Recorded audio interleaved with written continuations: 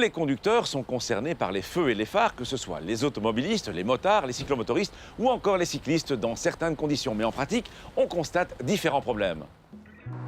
Le premier problème, c'est l'état des feux eux-mêmes. Beaucoup de conducteurs semblent ne pas surveiller assez régulièrement le fonctionnement de toutes leurs ampoules et le bon réglage de leurs phares. Ou bien ils prennent trop de temps avant d'y remédier.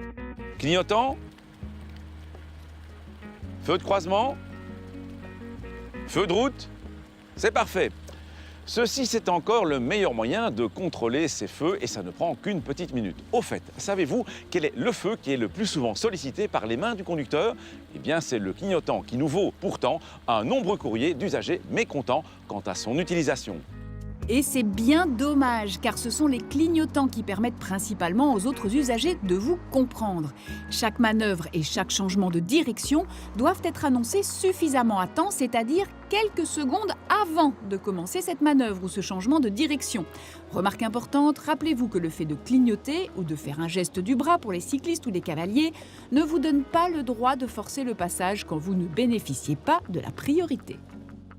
Et puis, il y a les feux de croisement et les feux de route. On considère qu'allumer ces feux de croisement, ce qui a pour conséquence d'allumer aussi les feux rouges à l'arrière, est la première des précautions à prendre quand la visibilité devient moins bonne. Mais souvenons-nous que leur utilisation peut aussi être obligatoire.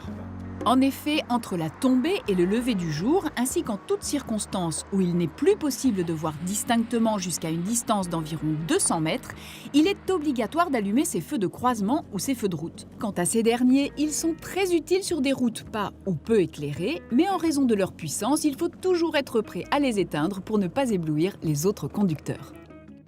Et c'est pareil avec les feux de brouillard qui doivent être utilisés avec discernement. Ils peuvent aussi d'ailleurs servir en cas de chute de neige ou de forte pluie. Mais en ce qui concerne les feux de brouillard arrière, vous ne devez les utiliser que si et seulement si, en cas de neige ou de brouillard, la visibilité est de moins de 100 mètres environ.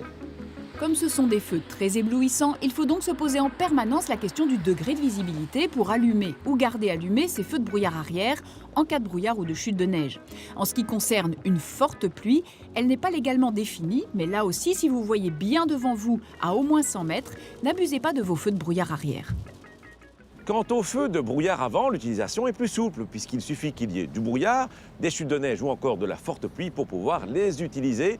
Mais bien entendu, pensez à les éteindre en dehors de ces circonstances. Nous n'avons pas encore parlé des usagers non motorisés que sont les cyclistes, les cavaliers ou encore les utilisateurs d'engins de déplacement quand ils ne circulent pas sur un trottoir. Tous ces usagers faibles doivent utiliser un feu blanc ou jaune à l'avant et rouge à l'arrière, entre le tombé et le lever du jour, ainsi qu'en toutes circonstances où il n'est plus possible de voir distinctement jusqu'à une distance d'environ 200 mètres. Ces feux peuvent être portés sur le conducteur lui-même. Rappelons que le port d'un gilet fluo ne remplace pas les feux obligatoires, mais c'est certainement un plus. On aurait pu également parler des feux de position ou des feux de stationnement. Mais si vous retenez déjà tout ce qui a été dit aujourd'hui, on fera un grand pas pour la sécurité de tous. Je rappelle encore juste un point, à savoir qu'il est interdit d'ajouter des feux qui ne sont pas prévus dans la réglementation, et ce, même si c'est pour une bonne intention. Qu'y a-t-il d'anormal sur ces images? On y voit un ralentissement et un véhicule qui s'immobilise sur le passage pour piétons.